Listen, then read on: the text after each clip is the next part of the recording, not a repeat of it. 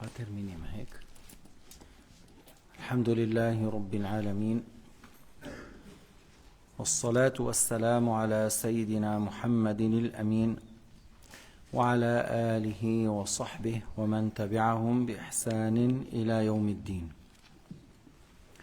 نحن في الحديث الرابع, on est dans le quatrième hadith de Al-Arba'oun Nawawiya et on est vers la fin dans le hadith que Al-A'malu bil-Khawatim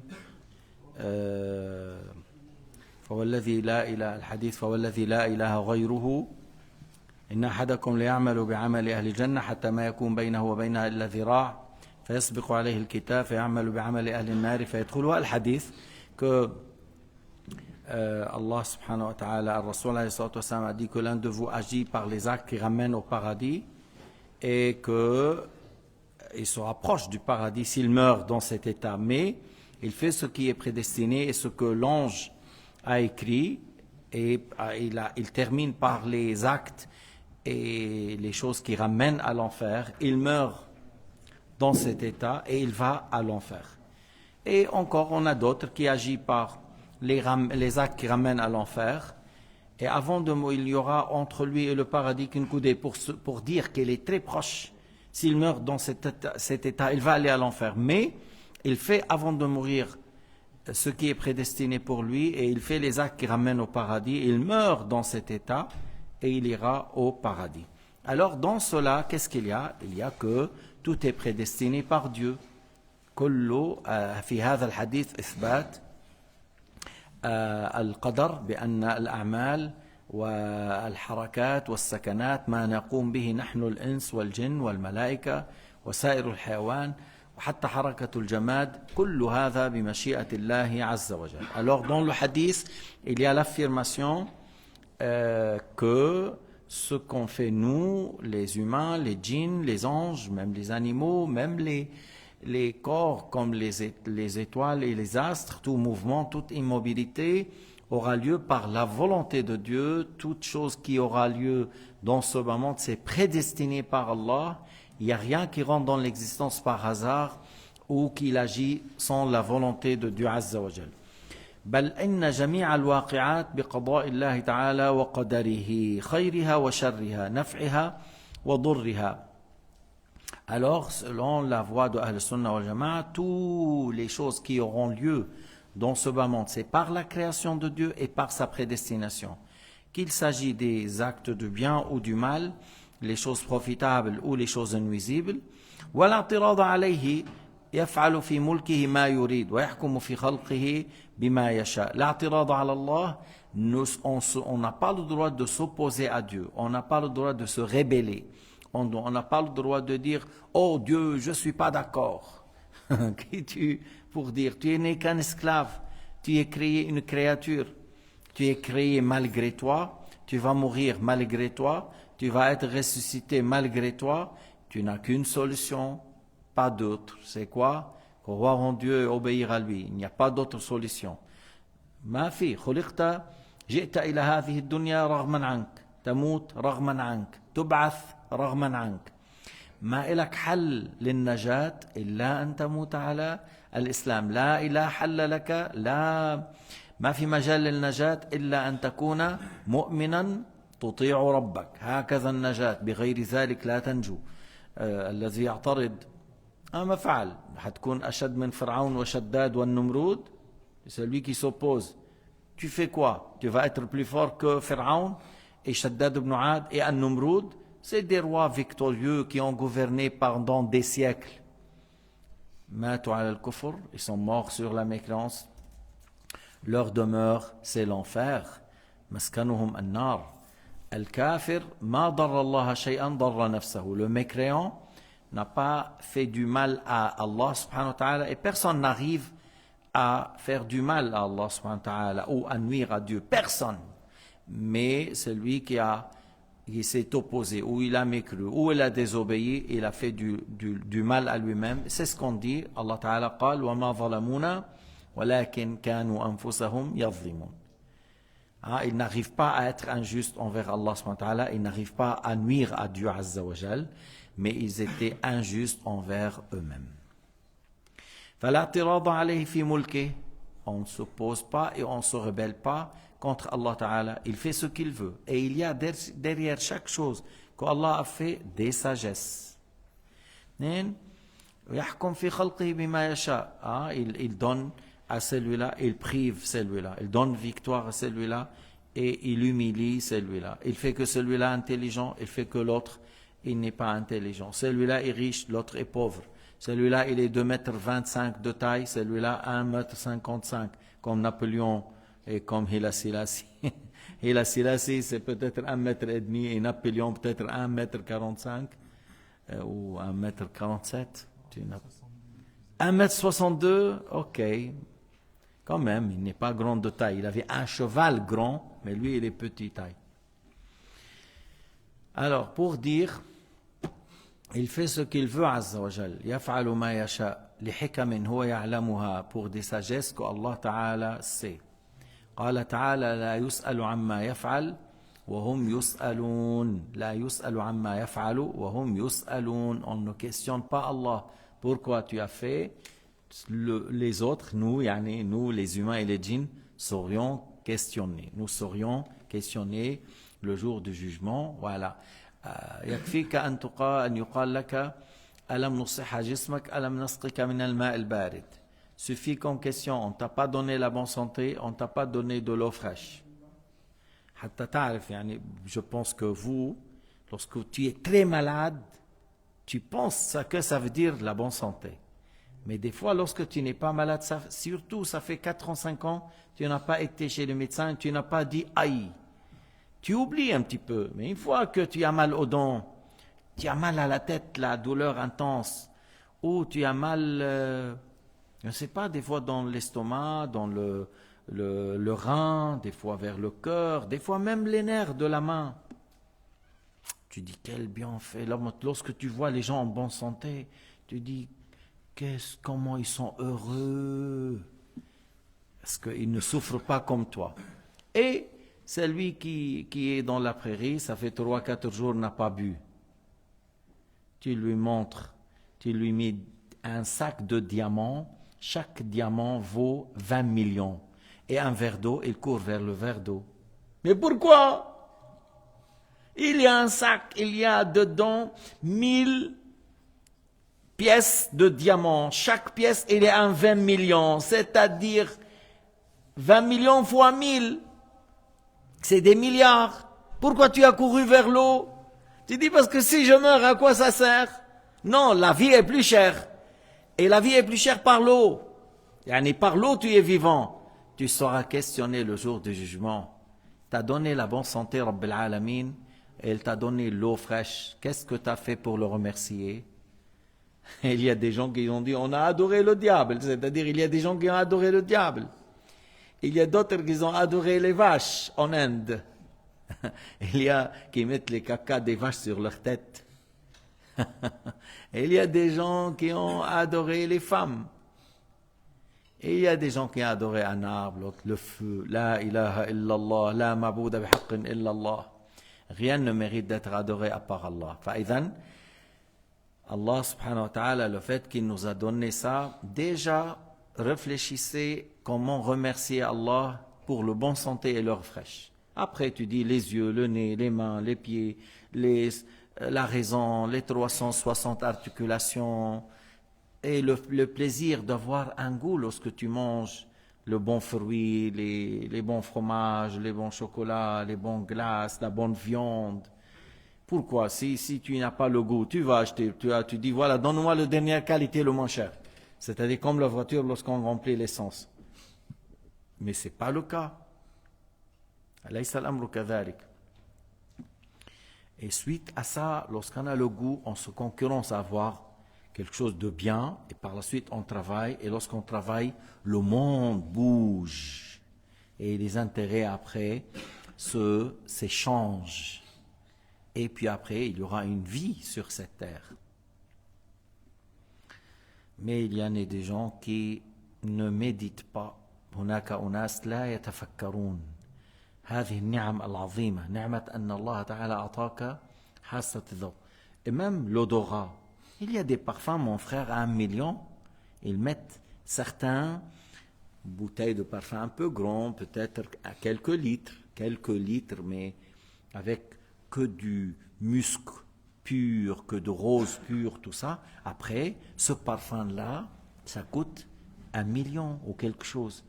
Pour que l'odorat, supposons que tu n'as pas l'odorat, tu vas faire quoi à ça? Tu sens un parfum au caca, c'est la même chose. Le fait que tu n'as pas l'odorat. Alors l'odorat, alors c'est quelque chose de grand. Et le toucher, et les yeux, et les oreilles. Pourquoi tu aimes entendre des belles voix? Il y a un plaisir. حاصل أنه قال تعالى لا يسأل عما يفعل وهم يسألون. On ne questionne pas Allah Ta'ala pourquoi tu as fait, nous serions questionnés. وليس فيه ترك العمل بدعوى الاتكال على ما سبق من القدر بل ثبتت الأحاديث بالنهي عن ذلك. Dans ce hadith qu'on vient de citer, que la personne peut travailler jusqu'il n'y aura qu'une coudée pour arriver au paradis et il fait les actes de l'enfer, des gens de l'enfer, il va là-bas, ou le contraire. Ça ne donne pas que, ok, alors on ne fait rien, on attend comme ça. Non, il y a dans le hadith, des autres hadiths, agissez, œuvrez en cherchant les bonnes causes, en cherchant les bonnes choses, en cherchant le chemin du paradis, en cherchant l'obéissance, ainsi de suite. Chacun va faire ce qui est prédestiné pour lui. Alors, أليس في هذا الحديث النهي عن ألا تقوم بعمل وتبقى على الاتكال من غير أنما تقوم بالأعمال الصالحة تسعى بالأسباب لتنال الجنة تسعى بالأسباب لتهرب من النار مع الاتكال على رب العباد. Alors, tu fais les causes en cherchant le paradis par maintenir la bonne foi, la bonne croyance, la prière, le jeûne, la zakat si j'ai un seuil, le fait de s'éloigner de l'haram. Alors je fais des causes pour fuir de Jahannam en délaissant la mécréance, en délaissant les grands péchés, en délaissant les péchés. Et pour ne pas tomber dans les péchés et la mécréance, je choisis et je sélectionne qui sont mes amis. Parce que la personne est influencée par les gens qui les fréquentent. Alors tu cherches les causes. Tu ne prends pas des mauvais amis. Tu ne prends pas des amis intimes qui tout le temps parlent de la vie, l'argent, puis après ils te rendent distrait de la prière et des cours et des bons conseils. Tout ça pour la recherche du paradis et le fait de fuir de l'enfer.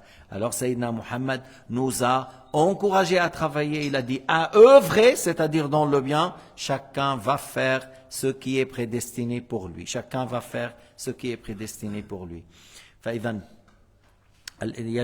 يعني الرسول عليه الصلاة والسلام قال اعملوا فكل ميسر لما خلق له ولا يقدر على غيره, c'est-à-dire il va faire ce qui est prédestiné.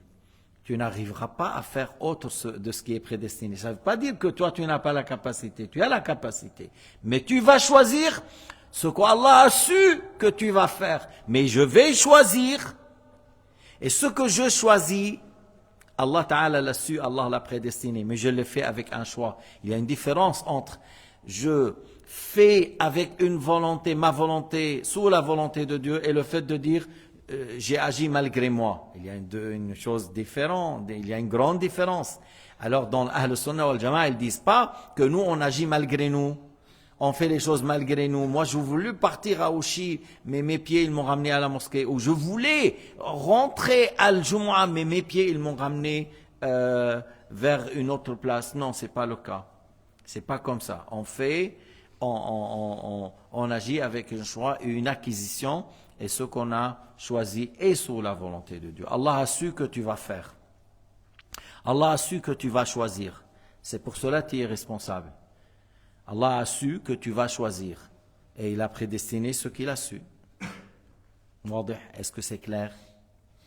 Pour nous, c'est clair. Peut-être pour certains, c'est-à-dire pas ici, parce qu'il y a des gens qui sont toujours, ils ont un problème avec le sujet de l'Qadar, parce que des fois, ils n'ont pas bien assisté à des cours clairs pour expliquer les choses.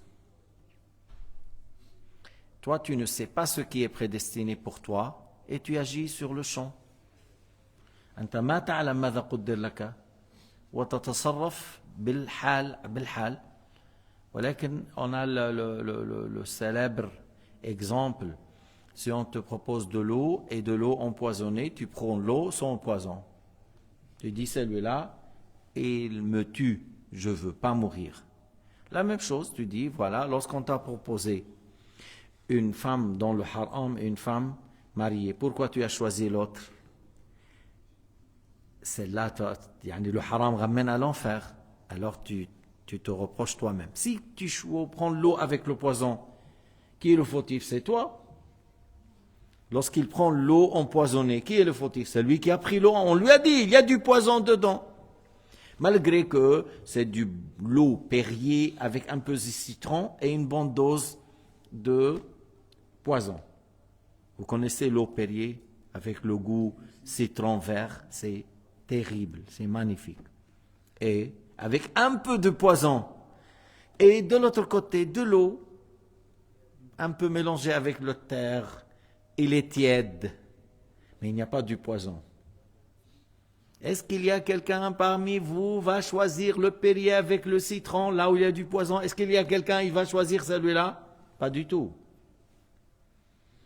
La même chose. Comment certains osent faire le haram et après ils disent c'est Dieu qui a prédestiné. Et tu as choisi. Allah, oui, a su que tu vas choisir. Allah a prédestiné, mais on dit Allah a su que tu vas choisir. Tu es responsable. Point à la ligne. Malgré ça, tu n'as pas compris, alors là, il y a des murs. C'est ton problème. فمن كان من أهل السعادة يسر الله له عمل أهل السعادة ومن كان من أهل الشقاوة يسر الله له عمل الشقاوة. C'est lui que Allah Ta'ala lui a prédestiné le paradis et lui, il l'aide et il lui facilite à faire les actes qui ramènent au paradis. Et celui qu'Allah a su qu'il va agir par les actes de l'enfer, et il l'aide et il crée en lui les actes de l'enfer. Et l'être humain, celui-là, il a fait avec un choix et pas malgré lui.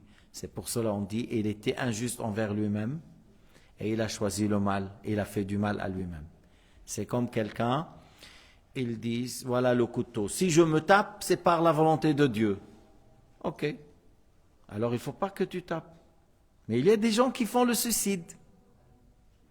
Il y a des gens qui s'égorgent. Les Chinois, à l'époque d'Ibn Battuta, il y avait des gens qui faisaient ça pour l'empereur. Ibn Battuta était présent chez le roi chinois. Quelqu'un, il est venu vers lui, il a dit, mon père, il s'est sacrifié, il s'est tué pour ton père. Ou il a dit même grand-père, il a fait avec ton grand-père, mon père a fait avec ton père, et moi je fais pour toi, et il s'est égorgé. Devant une Battuta. Voilà, que c'est comme quoi il a honoré le roi, tout ça, et il s'est tué.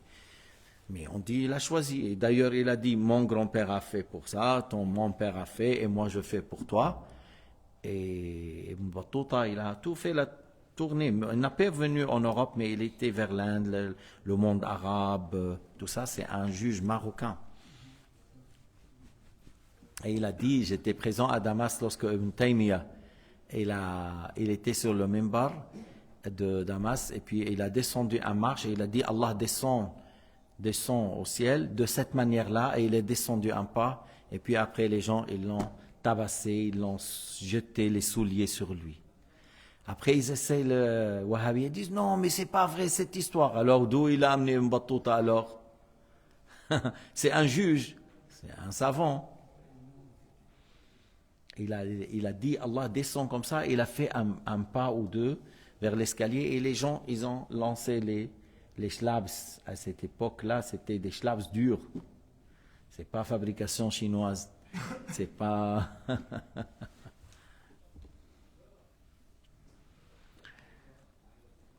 قال تعالى فسنيسره لليسرى وقال للآخر فسنيسره للعسرى. Il a dit pour le premier, on lui facilite pour faire les actes qui ramènent au paradis. Pour le deuxième, il a dit on l'aide et on lui facilite, c'est-à-dire on crée en lui les actes qui ramènent à l'enfer.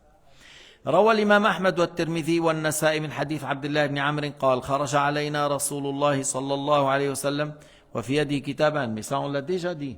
On l'a terminé le hadith ou je pense qu'on a terminé. Le prophète est sorti avec 2 livres. Il a dit dans celui-là il y a le nom des gens du paradis, le nom de leur père. Et ça n'augmente pas, ça ne diminue pas. Et celui-là, c'est un livre de la part de Dieu. Il y a les noms des gens de l'enfer. Ça ne diminue pas, ça n'augmente pas. C'est-à-dire, tout est prédestiné. Allah Ta'ala a fait descendre ces 2 livres dans lesquels il y a tous les gens qui vont aller au paradis et dans lesquels il y a tous les gens qui vont aller à l'enfer. Et c'est une chose clôturée, c'est une chose prédestinée. Et parce que ça veut dire que tout est prédestiné, Allah Ta'ala sait ce que... Mais toi, tu ne sais pas, mais tu dois agir, comme on dit, en cherchant les causes, pour fuir de l'enfer et pour avoir le paradis. يعني هذا يدل على أن كل شيء الله تعالى عالم به في الأزل وأن بمشيئته يحصل كل شيء وأنت أيها الإنسان المطلوب أن تسعى للنجاة وتسعى للخلاص. تسعى للنجاة بتمسكك بعلم الدين، بتمسكك بالإسلام، بالعقيدة الحقة، بالعمل الصالح، بترك المحرمات والاجتهاد في ذلك، وأنت تخاف على نفسك وقلبك أن يتقلب. Tu fais l'effort dans le maintenir la foi, de maintenir la piété. Tu as peur que ton cœur change. تشوف كيف بعض الأحيان كيف بعض الناس يفتنون. كثير من الناس الذين جاءوا من بلاد الإسلام إلى الغرب فتنوا. Beaucoup parmi les gens qui sont venus de pays de l'islam et ils ont habité en Occident, que ce soit l'Australie ou l'Europe ou l'Amérique, au Canada, tout ça on dit Occident, non? Et beaucoup ont été séduits. La vie les a tentés, les a séduits et ils ont allé loin, soit dans le kufr ou dans les péchés.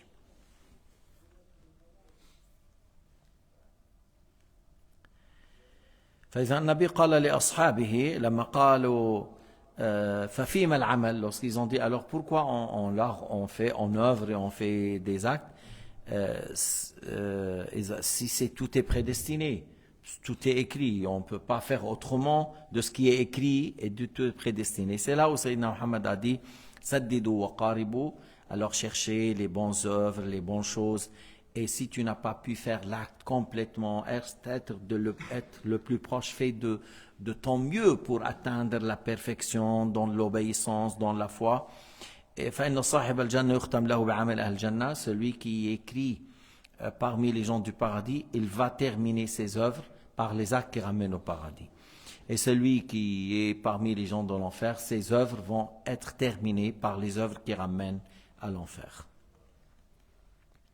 ثم قال رسول الله صلى الله عليه وسلم بيديه فنبذهما ثم قال فرغ ربكما من العباد فريق في الجنة وفريق في النار. Puis le prophète il a fait par ses mains comme ça et ces 2 livres ont été prises et cachées des yeux des compagnons.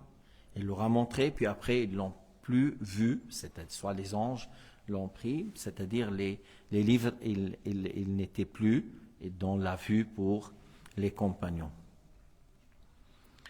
Et on dit Faragha Rabbukuma, c'est-à-dire Allah a prédestiné, c'est prédestiné. Qui ira au paradis, qui ira à l'enfer. يعني pour dire, بعض الأحيان الله يكشف للعباد الصالحين. Des fois Allah Ta'ala dévoile. أليست مثلا امرأة au temps de Sayyidina Moussa a voulu savoir où est le cercueil de Youssouf parce qu'ils l'ont mis dans une place sous l'eau du fleuve, du Nil, tout ça. Alors une femme, elle savait, une vieille, mais elle a dit je vais ta'tini hukmi, tu me donnes mon jugement. C'est quoi? Elle lui a dit que je serai avec toi dans le paradis. Et Moussa, il a dit qu'elle demande quelque chose que lui, comment il peut dire ça? Allah lui a révélé de lui dire d'accord, de lui dire naam. Par révélation. Et alors, Sayyidina Moussa, il lui a dit naam, laki zalik, elle a indiqué. Bon, Sayyidina Moussa là, il a reçu une révélation. Mais pour dire, par exemple, lorsqu'il y avait un saint et 3 hommes, ils sont venus chez lui. Ibn Saqqa, il a dit, je veux les tester. L'autre, il a dit, je vais lui poser une question qu'il n'arrive pas à répondre. Cheikh Abd al-Qadir al-Jaylani, il a dit, moi je viens pour apprendre de lui et de chercher de sa science et de sa baraka. Voilà. Non, chacun, il est venu avec une intention. Puis, l'homme, il a dit, toi, tu vas me croire. Ibn Saqqa, il a dit, toi, tu vas me croire par la suite. Et toi, le deuxième, il a dit, toi, la dunya va être tournée contre toi. Tu vas être séduit par la dunya. Et pour Abd al-Qadir Jalani, il lui a dit, toi, tu deviens, bi'iznillah, un grand homme, un grand saint. Et ça a été comme il a dit. Ibn Saqqa a mécru à cause d'une femme. Et l'autre, il était après, il est devenu âgé et il court derrière femmes, il fait des clins d'œil pour les femmes. On est ton vieux. Il dit, si c'est un vieux, voilà. C'est-à-dire, regarde dans quel état il est. Là, les choses ont tourné mal pour lui. Et Cheikh Abd al-Qadir Jaylani est devenu un grand saint. En Syrie, il y avait 2 frères, 2 élèves de Cheikh Abdullah, 2 frères. Je connais les noms. L'un d'eux, ou les deux m'ont enseigné. L'un, il m'a enseigné plusieurs livres, beaucoup de sciences qu'il m'a enseigné. Et l'autre, j'ai appris avec lui quand même la lecture du Coran. J'ai lu avec lui pas mal. Ces deux, ils étaient en train de marcher en Syrie, je ne sais pas, à Damas ou à Homs. Et un saint, il regarde. Ya Nas, Ya Alam, تعالوا شوفوا 2 من أهل الجنة 2 من أهل الجنة وهو ما بيعرفون هو. Alors il a crié ce saint à voix haute. Oh vous les gens, venez voir avec moi 2 gens parmi les gens du paradis, ils sont là, ils marchent. Voilà, il parlait de ces 2 frères qui ont appris la bonne croyance et on espère, ils sont toujours vivants, on espère qu'ils meurent dans un bon état, mais jusqu'à maintenant, masha'Allah, c'est des frères qui, comme on dit, maintient la bonne croyance, maintient la prière, maintient al-Muddin, il sert l'islam et les musulmans. Les deux, ils travaillent toujours dans la science et servir l'islam et les musulmans. Voyez? Alors, des fois, il y a des bonnes nouvelles, même celui qui voit le prophète Mohammed sallallahu alayhi wa sallam dans le rêve. Il y avait un cheikh, avant de connaître Jamiat al-Mashari, moi je le connais. Avant de connaître Cheikh Abdullah, peut-être il a entendu parler de lui, tu vois, mais il n'était pas parmi ses élèves. Il a fait ses études, je ne sais pas, en Égypte ou ailleurs, mais il a vu le prophète Mohammed dans le rêve. Ra'a an-Nabi alayhi salatu wassalam fil manam. فقال له من رئيس الأولياء اليوم. Il lui a dit, oh Rasulullah, qui est le maître ou le chef de tous les saints aujourd'hui? Il lui a dit Cheikh Abdullah al-Habashi ou al-Harari. Il a dit Cheikh Abdullah, soit il a dit al-Habashi ou al-Harari, je ne me rappelle pas, mais lui, il a dit, avant d'aller être dans Jamiat al-Mashari'a, avec les élèves de Cheikh Abdullah. Ça, c'est quelque chose parmi, et c'est quelqu'un, cet homme-là, on n'a jamais vu en train de mentir, et il n'a pas un intérêt à mentir. Il n'était pas parmi nos frères d'ailleurs. فنحن عم نقول انه بقيت المبشرات il y a les bonnes nouvelles والرؤيا الصالحة من المبشرات. Les bonnes nouvelles, les bons rêves, c'est parmi المبشرات. لكن ولو رأيت النبي عليه الصلاة والسلام ينبغي أن تجتهد في الطاعات لا أن تتأخر. ولو قال لك رجل صالح ما قال ينبغي أن تجتهد في الطاعات لا تتأخر. C'est-à-dire, tu as vu le prophète alayhi salatu wassalam sur son vrai aspect, c'est une bonne chose, alhamdulillah, tu loues Dieu et tu ajoutes un peu plus sur ce que tu fais comme bien. Que ce soit la prière dans la nuit, que ce soit l'aumône, que ce soit la lecture du Coran, que ce soit le travail dans la da'wah. Ou un homme saint, il t'a dit des choses pareilles, voilà, encore tu dis, voilà, c'est une bonne nouvelle qui doit me donner plus de motivation à travailler pour al-akhirah. Des fois, certains saints, toi tu veux poser la question, tu ne poses pas la question, le saint il répond à ta question sans parler, et tu dis, mais moi j'ai pas parlé même à quelqu'un. Yani pour dire peut-être il y a un shaitan qui a entendu, mais j'ai pas parlé. Le shaitan, il sait pas qu'est-ce qu'il y a dans ton cœur. الشيطان ما بيعرف شو في بقلبك. الشيطان ما بيعرف شو في بقلبك. Alors, que dire le saint, مثلا Asad al-Din Shirko, le père de Salah al-Din al-Ayyubi et Asad al-Din, c'est deux frères. C'était des grands amirs chez Nour al-Din Zanki. Nour al-Din Zanki al-Malik al-Adil. Un grand sultan, grand imam, un grand saint, fils de Imad al-Din Zanki. Nour al-Din Zanki, fils de Imad al-Din Zanki. Et il avait ces deux grands princes, le père de Salah al-Din al-Ayyubi et son frère Asad al-Din, un nom vraiment comme un 10 lions, pas comme un seul lion. 2000 cavaliers et il a pris victoire sur 120 000 dans les croisés. 2000 et il a pris victoire. Vraiment un homme très courageux. Et ils sont venus, Asad al-Din et le père de Salah al-Din, dans l'année où Sayyid Ahmed al-Rifa'i était au Hajj, là où il a embrassé la main du prophète alayhi salatu wassalam. Et que si certains cherchent à nier ça, mais ça a été rapporté par des grands savants de plusieurs coins dans le monde. Des grands savants dignes qui ont rapporté, qui ont vu de plusieurs coins du monde. Et dans cette année, il y avait Asad al-Din Shirko et le père de Salah al-Din. Il voulait à Sayyid Ahmed al-Rifa'i, à Sayyid Ahmed, ادعو الله لنا أن يفتح علينا مصر حتى نقدر نواجه الصليبيين. Pourquoi il voulait l'Égypte? Ce n'est pas une question de pouvoir, mais c'est une question pour réunir les forces de la communauté musulmane afin de confronter les croisés. Alors, il voulait parler, tu vois, et Sayyid Ahmed al-Rifa'i, il ne l'a pas laissé parler. Et il a dit, vous auriez l'Égypte. Vous auriez à voir, l'Égypte va être pour vous, elle sera sous votre pouvoir. Et il a fait dua encore, mais il aura annoncé cela avant qu'il demande de lui faire de dire qu'est-ce qu'on veut, et il aura donné la bonne nouvelle. وقد يسلك بأهل السعادة طريق الشقاوة حتى يقال ما أشبههم بهم بل هم منهم وتدركهم السعادة فتنقذهم فتستنقذهم. Des fois, des gens qu'Allah a voulu pour eux le paradis et durant la vie ils travaillent, ils agissent dans les choses qui ramènent à l'enfer. Jusqu'on dit mais ces gens-là c'est les gens de l'enfer. Mais Allah Ta'ala les sauve, Allah Ta'ala comment dire, ce qu'il a voulu, ce qu'il a prédestiné aura lieu et il les guide avant qu'ils meurent et ils embrassent l'islam par exemple et ils meurent dans un bon état. Et on en a d'autres comme Ibn Saqqa, il a appris le Coran par cœur et il est mort en dehors de l'islam. Un autre, un musulman qui était dans la lutte fi sabilillah, et il y avait quelqu'un qui est sorti pour demander un duel. Alors un musulman sorti, il a tué le musulman. Un deuxième, il a tué deux ou trois.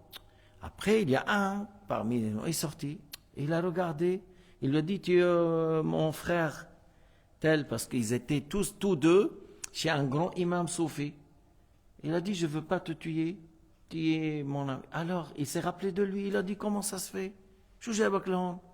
Pourquoi tu es avec les non-croyants? Il lui a dit, je suis venu une fois, j'ai fait connaissance je me suis marié avec une femme, je suis rentré dans leur religion et maintenant je suis quelqu'un de très important. Alors il lui a dit, reviens, je ne veux pas te tuer parce qu'on se connaît. Alors le soufi, il lui a dit, non, reviens-toi parce que si je reviens moi, ils vont dire que j'ai peur, j'ai eu peur, vous voyez, c'est une honte. Toi, recule et voilà. Alors il a reculé et là, il l'a tué. Alors c'est comme tu dis, celui-là, il a rusé pour le tuer, parce que tu n'es pas un croyant et tu as tué trois, et il l'a tué. Et il a tué mécréant. Et ils étaient avec lui chez le même cheikh dans Tasawwuf. Et après, il était séduit. Puis la dunya, les femmes, l'argent, il a dit j'ai de l'argent, j'ai un poste, je suis connu. Et à quoi ça sert lorsqu'il est mort mécréant? Comme Ibn Saqqa. c'est une femme. Alors, même certains disent, ah, si je vais aller avec elle à l'enfer. Tu penses que tu vas dormir à côté d'elle dans l'enfer, tu vas l'embrasser dans l'enfer, tu penses, ou tu vas tenir la main? C'est à un certain moment, c'est sombre.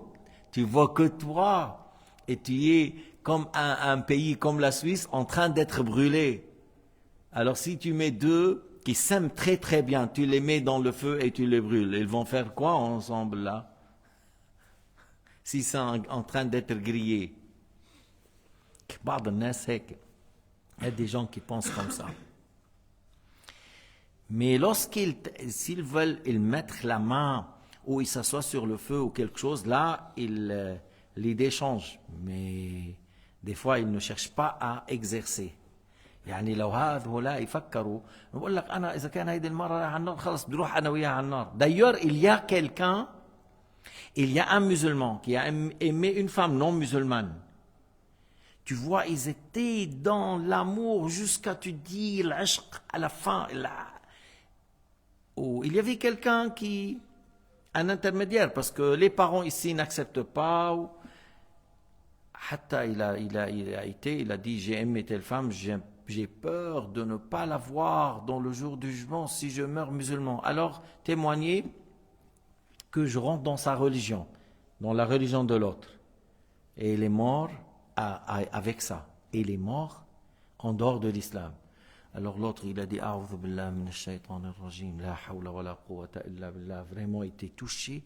Il était allé chez elle, l'autre.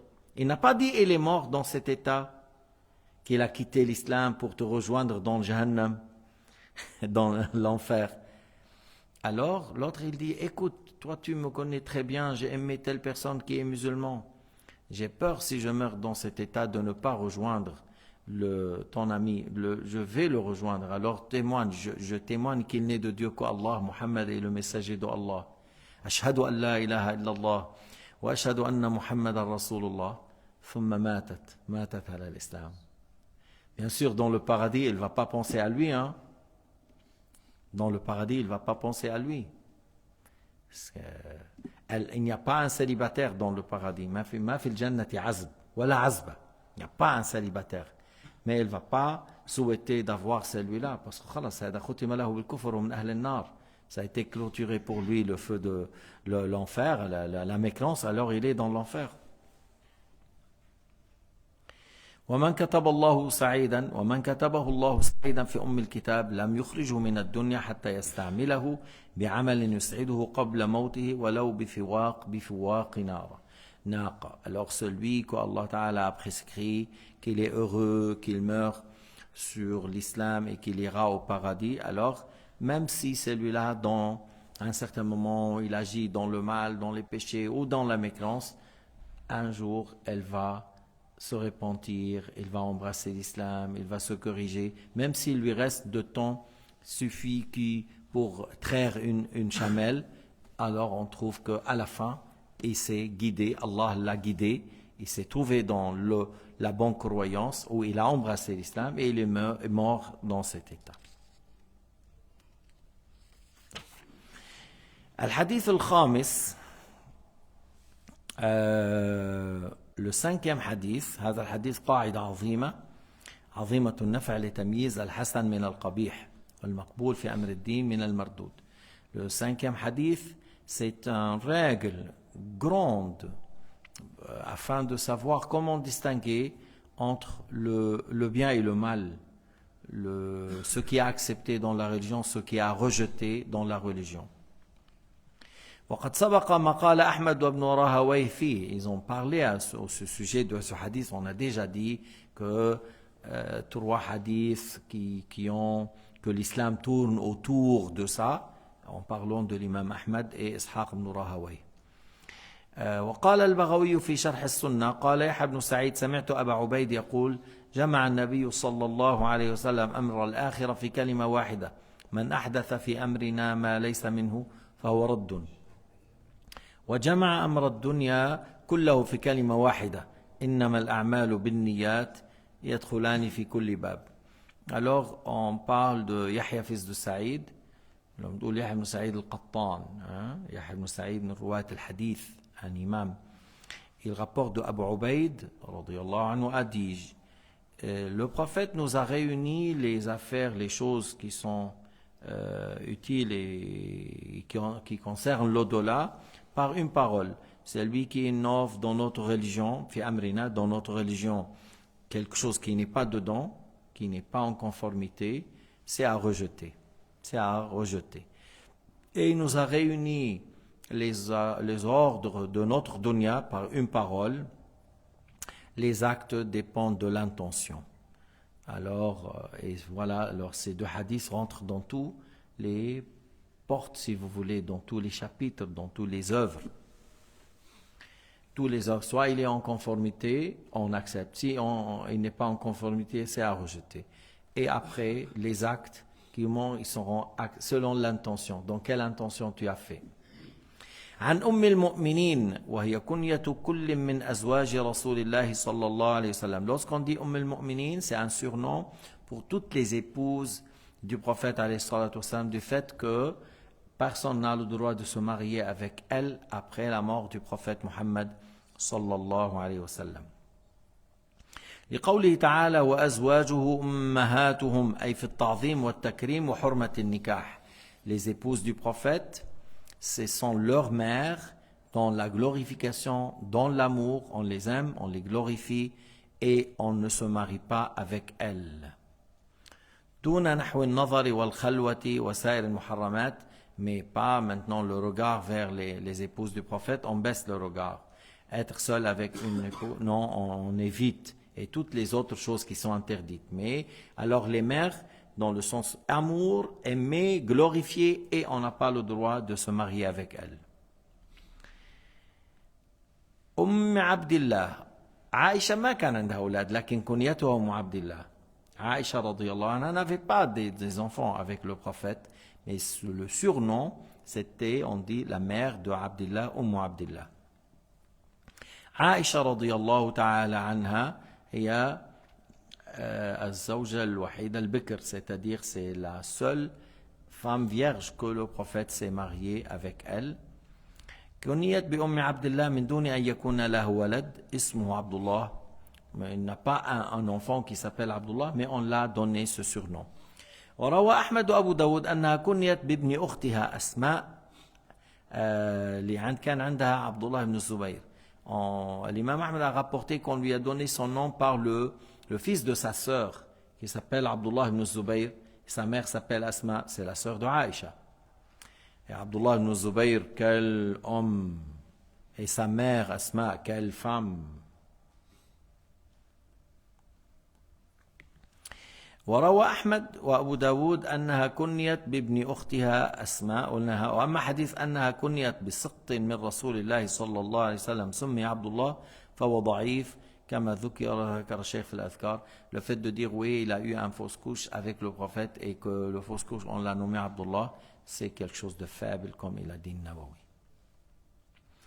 تزوجها رسول الله صلى الله عليه وسلم وهي بنت 6 ودخل بها في المدينة ما انصرفهم من بدر وهي بنت 9. Il a eu le contrat de mariage avec elle, elle avait 6 ans, et il a consommé le mariage, avait 9 ans, et c'était une chose connue dans le monde arabe que les filles se marient à cet âge-là. Parce que Lyon, tu vois, il critique, malgré si on regarde dans l'histoire des Français ou des Anglais, ils mariaient même les enfants, je ne sais pas, 3 ans, 4 ans, 5 ans, 6 ans. وعاشت بعده 40 سنة, elle a vécu après le prophète alayhi salatu wassalam 40 ans. Elle a vécu après la mort du prophète alayhi salatu wassalam 40 ans. توفيت سنة 57, elle est morte à l'année 57 de l'Hégire. وروي عنها 1200 حديث و10 حديث. Alors on l'a rapporté 1210. Elle a rapporté 1210 hadiths qu'il a entendu de la part du prophète Muhammad sallallahu alayhi wa sallam. قالت قال رسول الله صلى الله عليه وسلم من أحدث في أمرنا هذا ما ليس منه فهو رد. C'est ce qu'on va alors commenter demain. On va commencer le hadith et le commentaire, Inch'Allah Ta'ala, demain. Barakallahu fikum. وجزاكم الله خيرا وسددكم الله ووفقكم لما يحبه ويرضاه.